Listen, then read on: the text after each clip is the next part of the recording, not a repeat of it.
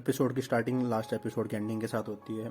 और जो कोको है ना, उसने बानरी को प्रपोज कर दिया था कि मैं तुमसे प्यार करती हूँ। तभी वहाँ पे वो बंदा आ जाता है जिसकी साइकिलें चोरी करके लाई थी, वो पुलिस वाले के साथ होता है। अब यहाँ से सीन शिफ्ट होता है और हमें दिखाया जाता है कि जो कोको है ना, उसको अरेस्ट कर लिया गया है और बानरी पुलिस स्टेशन में बैठा है क्योंकि उसने साइकिल चोरी की थी। पर वो अपने फादर को कॉल कराती है तो पुलिस वाले उसको बैठने देते हैं, एक फाइन देना पड़ेगा उसको, और वो अपने फादर का वेट कर रही होती है। तभी जो बानरी होता है ना, वो कोको को बोलता है कि मुझे पता है कि तुम मित्सुआ से मूव ऑन करने के लिए ये सब कर रही हो, मतलब मुझे तुमने हाँ बोला ये सब। तो कोको उसको समझाती है कि नहीं, मैं तो जिस दिन से तुमसे मिली थी और जिस दिन से मेरे को मित्सुआ ने ये बोला था ना कि मैं तुमको पसंद नहीं करता, उसी दिन से तुम्हारे से अट्रैक्शन होने लगा था। इतना केयरिंग बंदा मुझे आज से पहले लाइफ में कोई नहीं मिला जितना तुम हो।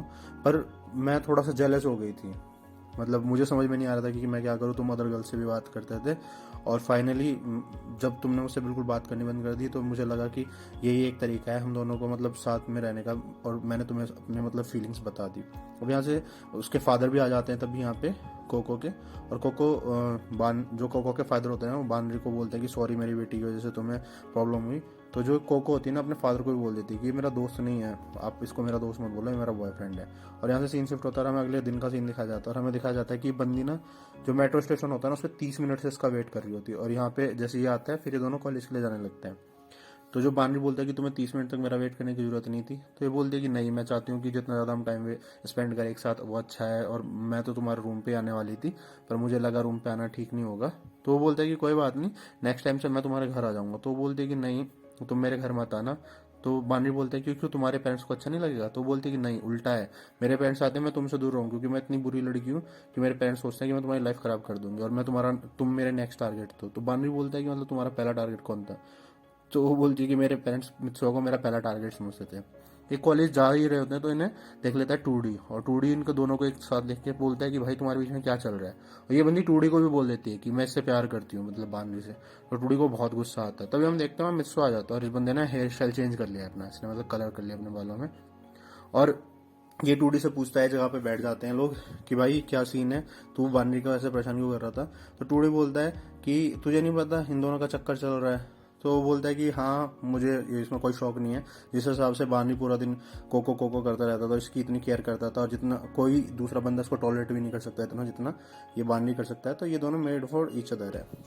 तो उसके बाद जो मतलब ये बोल ही रहा होता है तो जो कोको होती है ना, उसको गुस्सा आ जाता है। वो बोलते थे मित्सुआ को, तो क्या हुआ, तेरे को तो तेरी बंदी नहीं मिली ना, तेरे बस की तो एक लड़की पटा भी नहीं था, और मतलब तू क्या रोता हुआ मरा है। मतलब इसको बहुत उल्टा सीधा बोलने लगती है और ये सब बोल के मतलब थोड़ा सा इसको चिढ़ा के और बोलती है कि माई लव मैं जा रही हूँ, और फिर वहाँ से चली जाती है।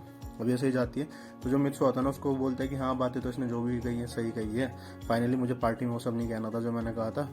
तो ये बोलते हैं कि अब क्या करेगा तू। वो बोलता है कि कुछ नहीं, मैं नॉर्मल रिएक्ट करूंगा अगर मेरे को ओको चिनामी कभी मिलेगी। और ये बोल ही रहा था कि वहाँ पे वो ओका आ जाती है। ओका को देखते नहीं मित्सुआ की हालत खराब हो जाती है और मित्सुआ वहाँ से भाग जाता है।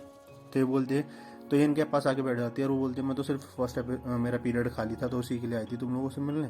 तभी वहाँ लिंडा आ जाती है और लिंडा को देखे बानरी भाग जाता है। अब यहाँ से सीन शिफ्ट होता है और हमें दिखाया जाता है बानरी का घर, और बानरी के घर ना उससे कोको मिलने के लिए आई और ये अपना रूम वगैरह साफ कर रहा है, और इसने एक बॉक्स में अडल्ट कॉमिक्स रख रखी है जो अडल्ट की कॉमिक्स होती हैं।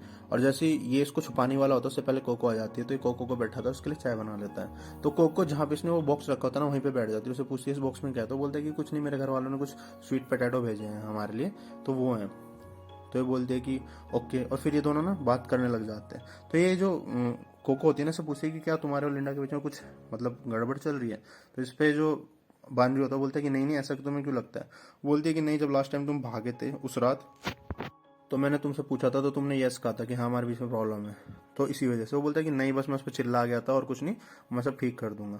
और मौके का फायदा उठाते ही ना ये बोलती है कि तुम्हारे घर वालों ने स्वीट पोटैटो दिए, और उस बॉक्स को खोलने लगती है। और जैसे बॉक्स को खोलने लगती है तो उसमें उसको अडल्ट कॉमिक दिखती है और वो घबरा के ना पीछे गिर जाती है। और उसको संभालने के चक्कर में जो ये होता है ना बानरी, वो कोको के ऊपर गिर जाता है। तो थोड़ा अकवर्ड मोमेंट हो जाता है, फिर बानरी झट से खड़ा होकर साइड में खड़ा हो जाता है। तो जो कोको होती है ना, उसको बोलती है कि मतलब तुम हमारे रिलेशनशिप को नेक्स्ट लेवल पे ले जाना चाहते हो, तो इतनी जल्दबाजी करने की जरूरत नहीं है और इन चीज़ों को नेचुरली होने देना। तो बानी पूछते नेचुरली मतलब, वो बोलते हैं कि हम ना छुट्टियों में पेरिस जाएंगे और वहाँ पे ये सब ठीक रहेगा जो तुम चीज़ें सोच रहे हो, मतलब अडल्ट कॉमिक्स में जो चीज़ें चलती हैं आप समझ रहे हो। तो इनके बीच में थोड़ा ऑकवर्ड हो जाता है। तो फिर मामले को थोड़ा शांत करने के लिए जो ये होती है कोको, इसको बोलती है कि चलो केक खरीदने जाते हैं। अभी लिफ्ट में जा ही रहे होते हैं, तभी वहाँ एक लड़की आती है जिसको ये पहचानते नहीं, और ये लड़की वही थी लास्ट एपिसोड में जिसके बैंड में गए थे, इसका नाम नाना था। तो यहाँ से सीन शिफ्ट होता है, हमें दिखाया जाता है कि जो हमारी लिंडा होती है ना बार बार इसको जो बानरी होता है ना उसको मैसेज वगैरह कर रही होती है और ये उसके मैसेज को इग्नोर कर रहा होता है। अब ये मतलब कॉलेज जा रहे होते हैं तभी इसको बानरी को एक कॉल आती है और इससे पता चलता है कि जो बगल वाला फ्लैट है ना उसके रूम में पानी जा रहा है इसके रूम से लीक होके। तो ये जल्दी से भाग के घर जाता है।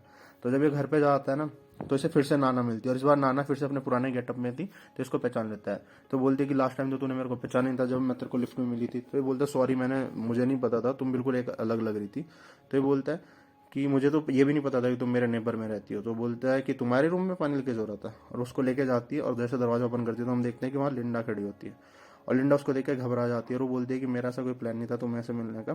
तो जो नाना नाम की लड़की होती है ना लिंडा को पकड़ के बाहर खींचती है और एक लात मारती है लिंडा को और बोलती है कि मुझे तुम दोनों से कोई लेना नहीं, बस मेरे सामने से ड्रामे मत किया करो रोने पोने के, और अपने रूम में चली जाती है और बोलती है कर लो तुम बात।